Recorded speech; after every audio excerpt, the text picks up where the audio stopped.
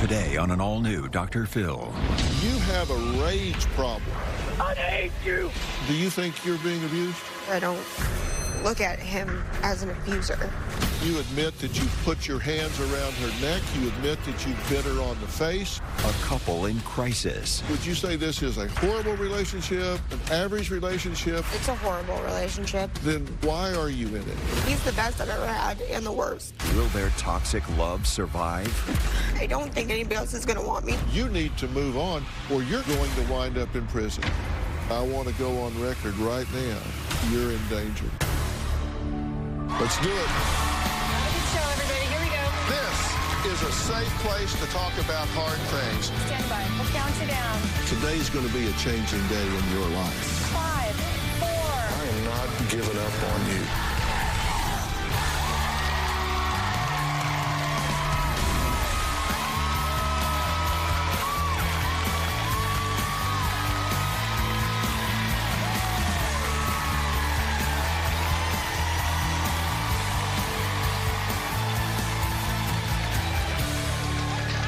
Yesterday, we met Jennifer, her best friend Heather, and Heather's boyfriend Collin.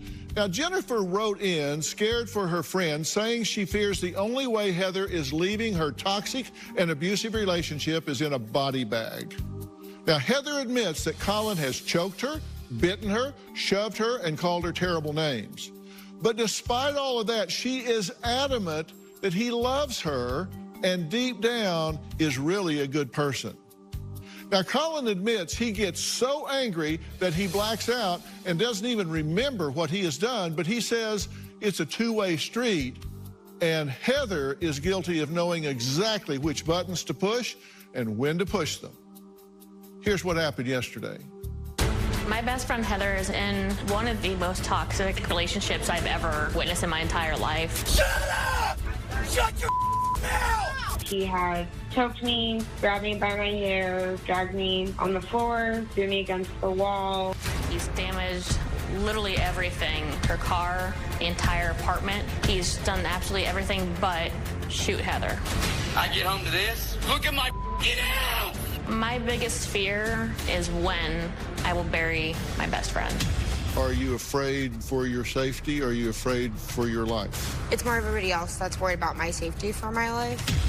You said he's too obsessed with me to kill me. What do you mean by that? I just think he loves me too much that he'd actually do anything really bad to me. And what do you call bad? He's never beat me up.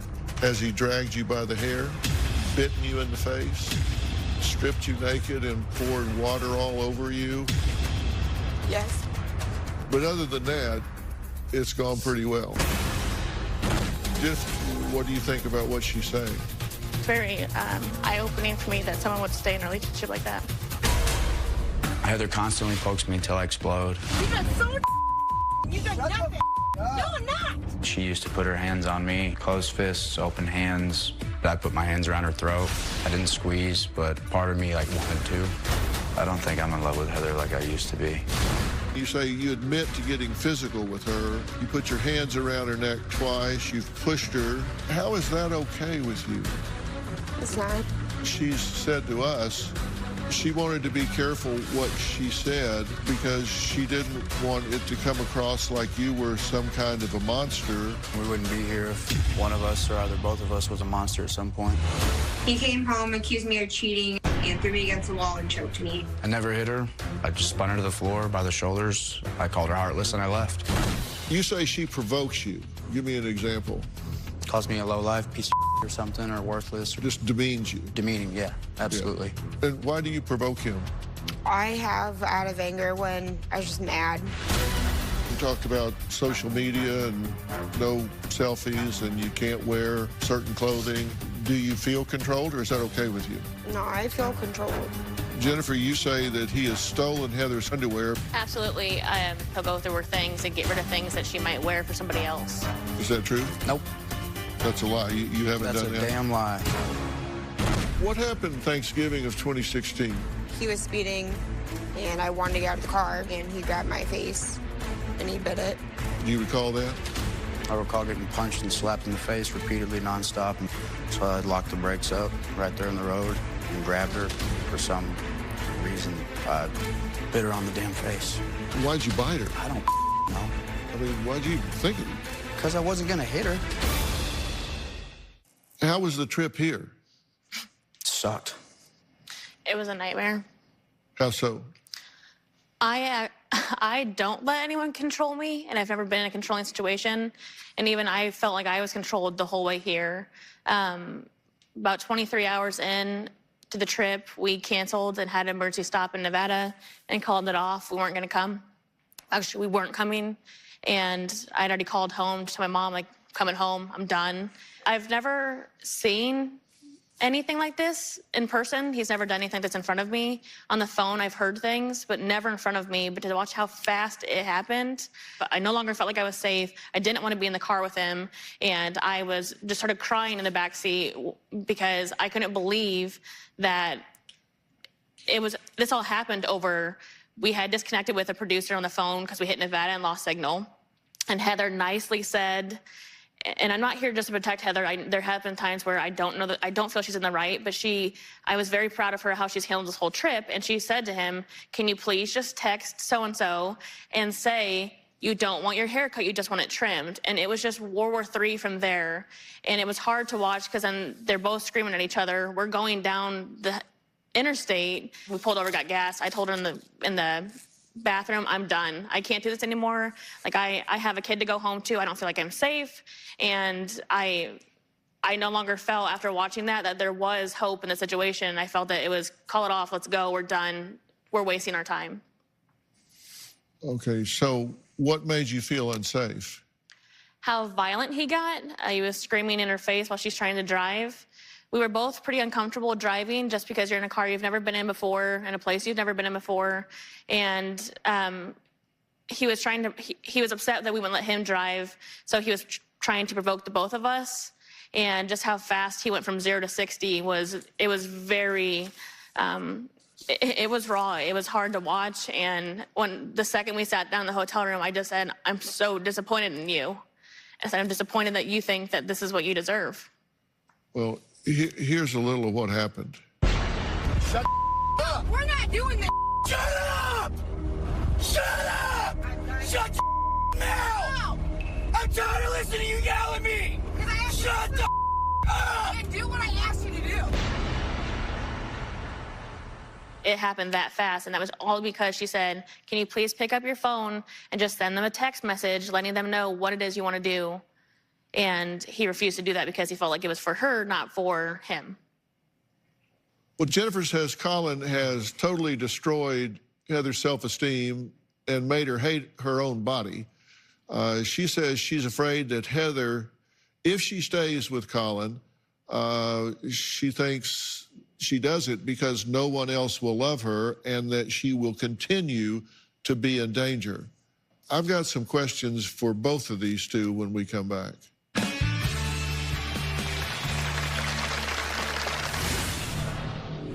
Would you say this is a horrible relationship, an average relationship?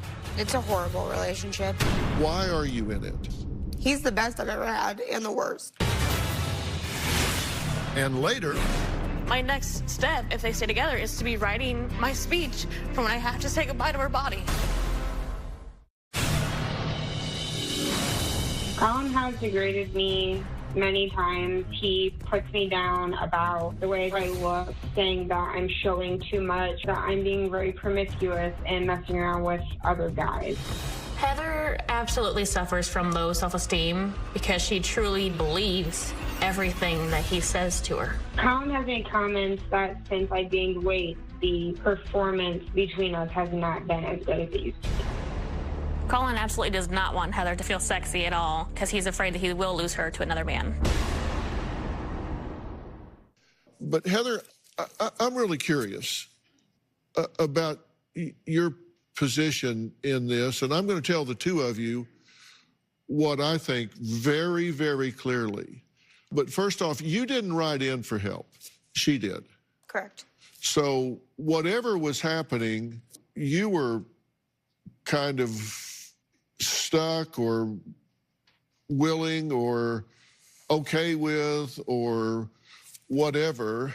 And you're not very expressive or animated about it today. So is this relationship basically okay with you? Would you say this is a horrible relationship, an average relationship, a great relationship? How do you see this relationship? It's a horrible relationship. It's toxic on both ends.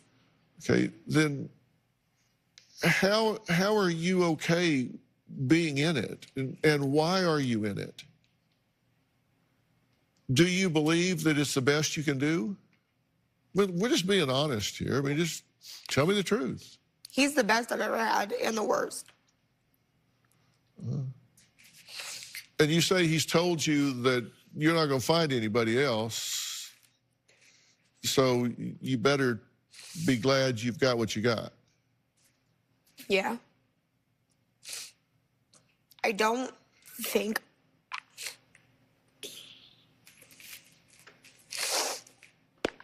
anybody else is going to want me, no. But it's not just that. I don't feel the same towards him either, but I do still love him. And I really do believe that if we each got help, we could have what we used to have. Because we used to be really happy. And how would you rate this relationship? I mean, on a scale from horrible, average to great. Horrible. Why are you in it? I miss what we used to have. It was beautiful. At this point, you both agree this is horrible. Mm-hmm. Okay, well, I'm going to tell you, I believe this is dangerous for both of you for different reasons. You guys have created this new normal that isn't normal at all. It's not normal to do the things you're doing, to endure the pain that you're enduring.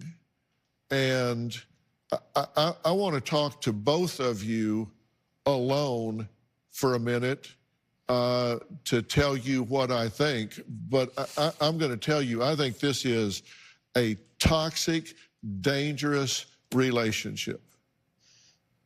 And I think if it continues on this path, that there's nothing good going to come out of this relationship for you or for you. I want to talk to both of you alone. I'll start with Collin. So we're going to take a break, and I'm going to excuse you two and talk to Collin. Then I'll excuse Collin and talk to you. So when we come back, I'm just going to be talking to Collin by himself. We'll be right back.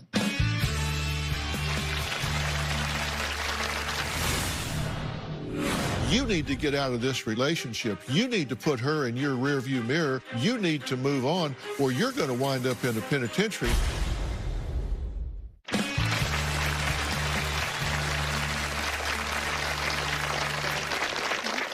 Well, I'm back with Collin. I've excused Jennifer and Heather because I wanted to talk to Collin just one-on-one. I just want to have a chance to just kind of have a man-to-man conversation with you here. I know that you haven't had a good ride through the early part of your life, and I understand that. I'm sorry for that for you, because I'm going to tell you there is no excuse for ever putting your hands on a woman in anger. I don't care what I don't care if she's hitting you, slapping you, going off on you, whatever. If that's the case, you don't hit her back, you don't bite her. If you have to, you stop the car and get out and walk away. And this is a dangerous relationship for you, and I'm going to tell you why. You're going to wind up in prison. And just what you admit to right now, you can go to prison. You admit that you've put your hands around her neck. You admit that you've bit her on the face. You admit 10 things in here. You need to get out of this relationship. You need to put her in your rearview mirror. You need to move on, or you're going to wind up in a penitentiary. Now, I've been doing this for 45 years, And I can tell you dozens of guys that I've talked to that did not listen to me, and they wound up in the penitentiary for 10, 20 years. I had a guest on this stage that I told this, and he went backstage and got mouthy in the green room and shoved a woman, and he spent 6 months in jail here before he even got out of town. You have a rage problem. It is clear to me you have a rage problem. You have a trust problem. You have a rage problem. You don't know how to check that rage. And when it gets out of control, the cops are going to get called by her or her friend or somebody else. They're going to arrest you, and you're going to do time.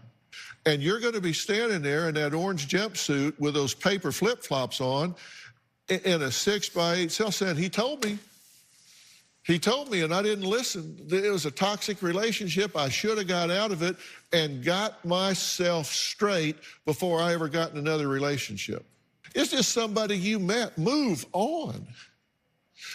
It was good for a while. It's not anymore. It has become toxic and dangerous, and you're going to hurt her and ruin your life. What do you think about what I'm saying? It's hard to wrap my head around. I'm already trying to picture it. And it's almost impossible. I know it's not impossible, but just thinking of it in my head right now, it's not what I want. But sometimes what you want and what you need are two different things. You think you can control it? I would like to. I would like to somehow get some help or get something, some way. Because, I mean, not everybody's like that. Most people aren't like that. But you're getting help, right? I haven't in a while. Well, I'll get you some help. Not since COVID started. I'll get you some COVID-sensitive help. I will get you a therapist set up through Doctor On Demand. It's our company, so I know it's a quality one. Jay and I started this company, and I'll set you up 10 sessions immediately to start with rage and anger and healing these things. You don't need anger management. You need to heal the wounds that are within you that are driving the anger. The anger is not your issue. It's the pain that's behind the anger that are your issues. And I will get you help with that. I will make that gift of me to you to help you with that.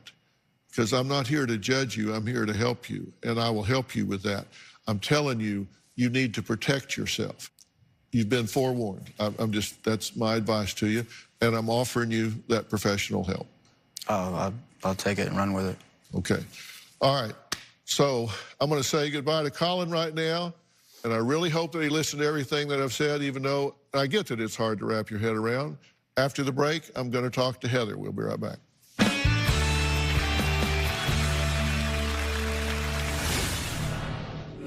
Do you think you're being abused?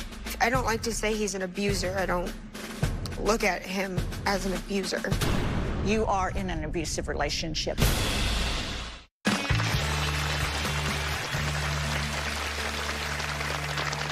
Well, Heather and Collin both agree that their love is completely toxic. I asked them both how they would rate their relationship on a scale of horrible to great, and they both said horrible. Now, I've dismissed Collin. I spent the last little bit of time talking to him one-on-one and told him just man-to-man what I thought the situation was. I've asked Robin to join. As you know, my wife Robin has made it her life's mission to help domestic violence survivors. She and our foundation, When Georgia Smiled, are devoted to helping victims of domestic violence, sexual assault, and child abuse, and ensuring women and children live healthy, safe, and joy-filled lives. So I've asked her to join us because of her passion here. You've been listening to this situation. Is Heather in an abusive relationship? Is this a close call? Not a close call. Yes, very much so. Actually, in the 20 years that Philip has been doing this show, and we've been focusing on domestic violence, and the reason I created When Georgia Smiled, and because I'm so passionate about helping women just like you, of all of the shows we've done, I have to say, your circumstance, he clicked off the extreme in every example. Do you think you're being abused? Like, I don't like to say he's an abuser. I don't look at him as an abuser. When we're talking about an abusive relationship, you are in an abusive relationship. Well, here's Collin's alleged physical abuse. According to Heather, he's been physical 15 or 20 times. He's bit your face, left bruises and whelp, choked, grabbing you by the neck, slapped your head, elbowed your arm repeatedly, dragged by your hair, thrown into the wall, pushed around, grabbed forcibly, ripped your clothing, wouldn't let you leave the apartment, threatened suicide, which is emotional extortion, property damage more than 50 times. According to Jennifer, in reality, he's just beating the crap out of her, bruises, black and blue eyes, and there's a firearm in the house. When she says it's extreme, this isn't a close call. And we got to witness how quick he was to show the anger and the verbal abuse in the car. And what really scared me, Philip, was as I sat there and we were watching this unfold, he showed no remorse, screaming and how scared you were. He showed no remorse for that. And then Robin's Aspire initiative, which is an educational program that she's put together with the help of many professionals to educate people as to what emotional abuse is and how people act within it.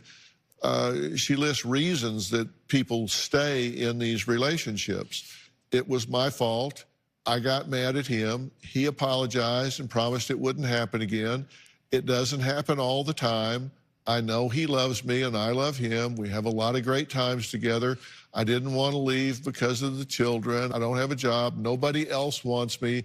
I'm afraid he will kill me. And then here are your reasons. I push his buttons. He's truly sorry. He is remorseful. Collin has gotten better and hasn't gotten physical with me recently. We truly love each other so much. Beginning the relationship was most romantic boyfriend. I fear I won't find someone else to love me or want to be with me. If I cheated, I truly believe he'd kill me or the other man. These things on the left were things that are from the literature over probably a 30-year body of research. So these were not done for today, and you match them up almost perfectly. It's just battered woman syndrome. Do you believe me? I don't think it's that bad. Like, I feel like it came off way worse than it really is.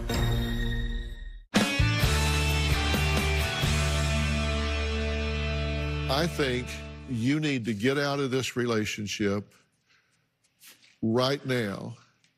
You two bring out the worst in each other. And I can't tell you the number of women I have talked to where it's gone from verbal, never having been touched, to the most dire consequences you can imagine. Just a warning, what I'm about to show you contains graphic images.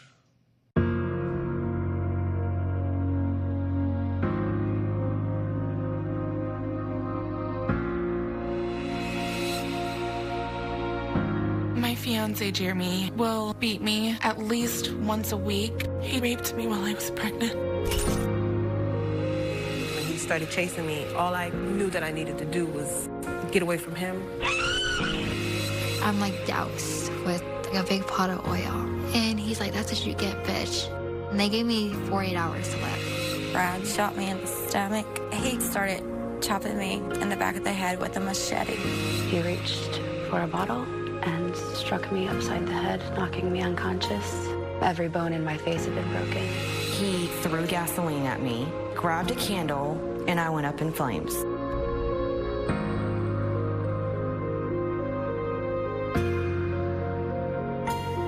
We saw my dad shoot my mom in the back and stomach. There was a moment when he said to the children, say goodbye to your mother because you're never going to see her again. I remember my mom begging for somebody to call 911, and there was nothing I could do to help her. I want to go on record right now. I'm telling you, you're in danger. I'm telling you, you need to get out of this relationship.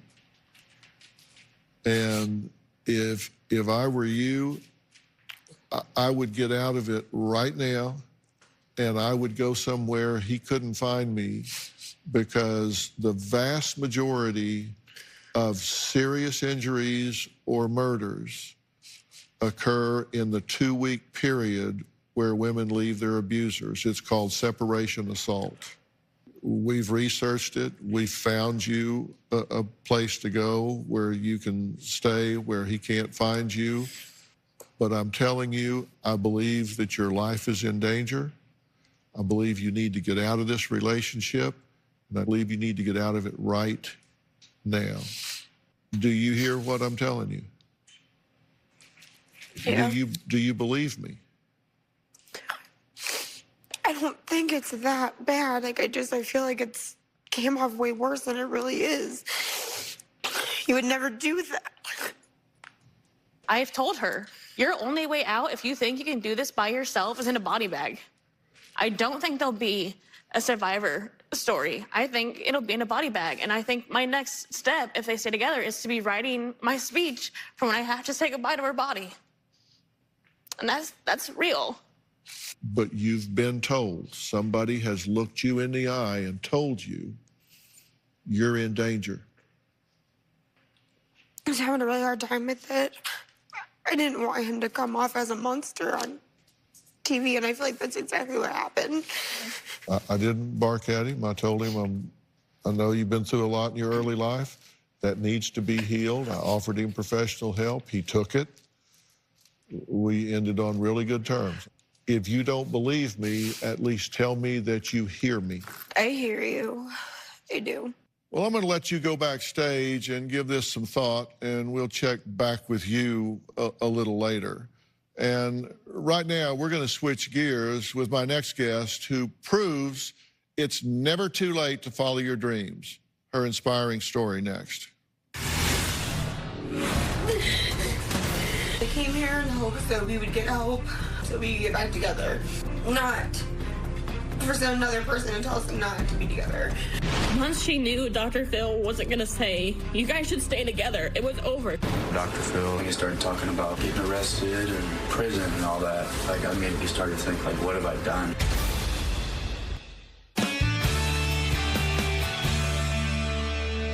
As a child, my next guest, Lynn, dreamed of becoming a paramedic.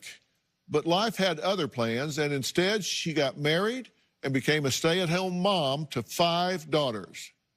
Then, at 52 years old, Lynn decided it was time to pursue her goal. And at 56, she finally did become a paramedic. But now Lynn says she's facing an unexpected challenge with coworkers. Take a look. I've been a paramedic now for 2 years. I'm coming in with a 26-year-old female. At this age, being a paramedic can be physically demanding and so intense that it's literally an adrenaline rush. I'm not going to go to the hospital. One of the most bothersome things about my job is that I am older than 90% of my crew. Because of my age difference, I have been nicknamed Gam Gam. At this time in my life, I still feel very youthful and vibrant. I really want to look as youthful and energetic as I feel.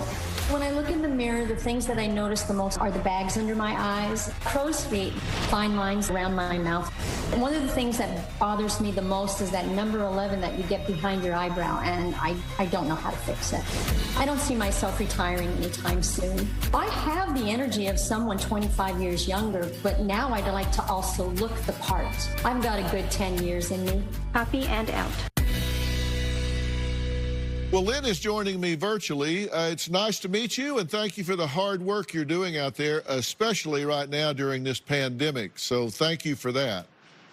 Well, thank you, Dr. Phil, and it's a pleasure meeting you, too. Why were you so determined to be a paramedic? I just knew in junior high that that's what I wanted to do, and I'm finally here, and I'm enjoying it. I understand in high school you were told only men could be paramedics. How did that make you feel? Well, I was devastated because I really thought that I had my life planned out. And even though it took years, and even though I started late in life, and even though my colleagues joke and call me Gam Gam, I'm happy to finally be doing this.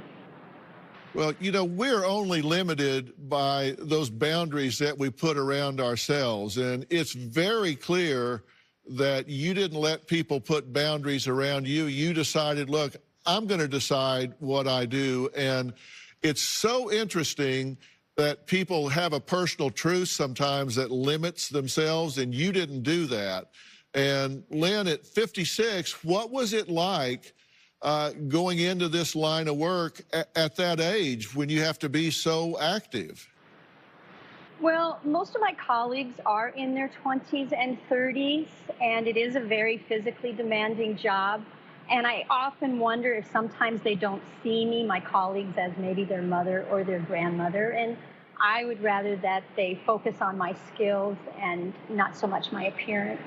Right. Well, help is here, because joining us in the audience, I want you to meet Allison Dayette. Now, she is a beauty expert and spokesperson for the beauty brand number 7. So, Allison, thank you for being here. Thank you. Do you think you can help Lynn? She's doing the job.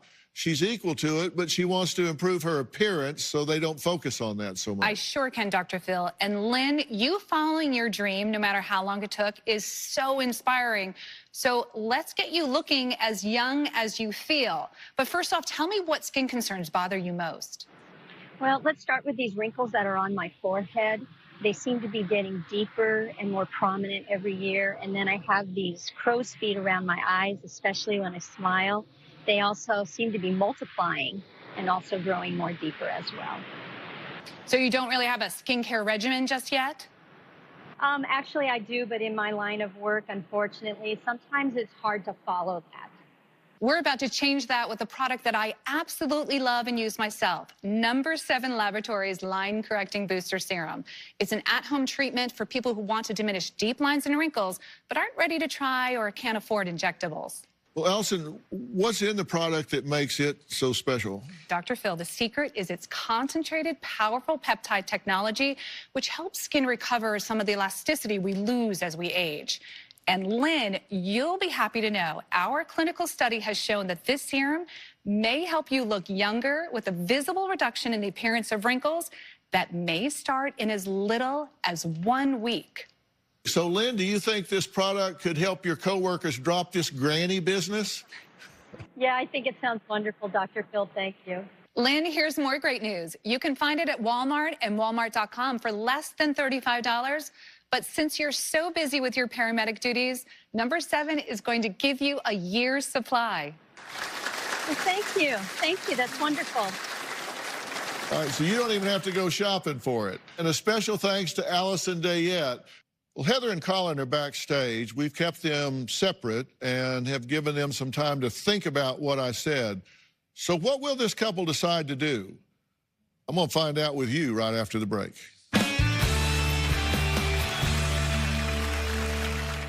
Now, my team is talking to Heather and Collin backstage, and we'll take you there in just a moment. But first, I want to thank all of my guests for being here today. And if you at home want to have your own Doctor on Demand, go to the Google Play Store or Apple App Store and download the Doctor on Demand app. Now, for more information about today's show, you can continue this conversation because it doesn't stop when the show ends. You can go to drphil.com and you can find the Aspire initiative there, a link. It's a link to whengeorgiasmile.org. And that's where all of this educational information is. And you also will find needed hotline numbers and everything in the Aspire initiative to help you or yourself or others that are in a violent situation. And by the way, when you call these hotline numbers, they don't pressure you to give your name, your address, or anything. They just listen. They give you resources. They give you options. So don't feel like, oh, I'm crossing a bridge too far. There's no coming back from this. Just know they're there to help you. You'll find us talking about this on Facebook, Twitter, even Instagram, kind of all around. And don't forget, we have a new Facebook page. It's Dr. Phil Fanatics. It's the only place that superfans go to discuss episodes and gain access to Dr. Phil News First. And a lot of good ideas are exchanged there. Somebody will say, well, I think this, but I have a similar situation. And somebody else will say, I'm 5 years ahead of you because my kids are gone. Here's what worked for me. And I've seen a really lot of good support and help there. So I really love the way that's all working out. We'll see you next time. Be safe.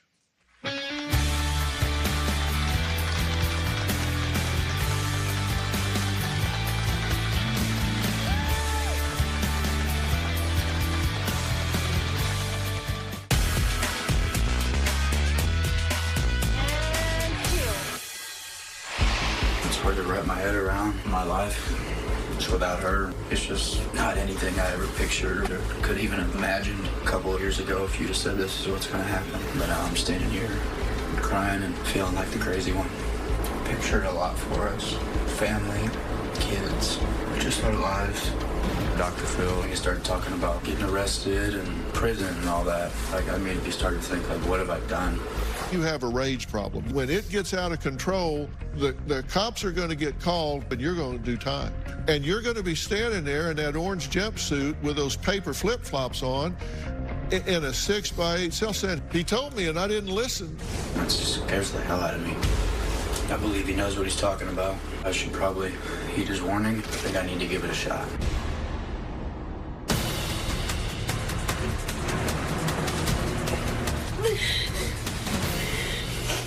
I'm just really upset because I came here in hopes that we would get help for ourselves so we could get back together. Not for another person to tell us not to be together. What are your thoughts when Dr. Phil says your life is in danger? It hurt to hear, and it is eye-opening, but at the same time, I just think everything sounded a lot worse than what it really is. How are you feeling right now? I'm just feeling like upset right now. I understand. I know it was a lot, and we do want to make sure that your safety is number one, and that when you leave here, you will be leaving alone without Collin. That is what we are advising, and we can't facilitate for the two of you to see each other on our premise. Okay, no, I understand. Dr. Phil and Robin, they're taking this very seriously, and this is what we think is best. Okay. Alright, thank you. I wanted to be able to see him, even if it was just for a second, but I knew we'd probably fly home separately. I don't see it as severe and scary as everybody else is taking it.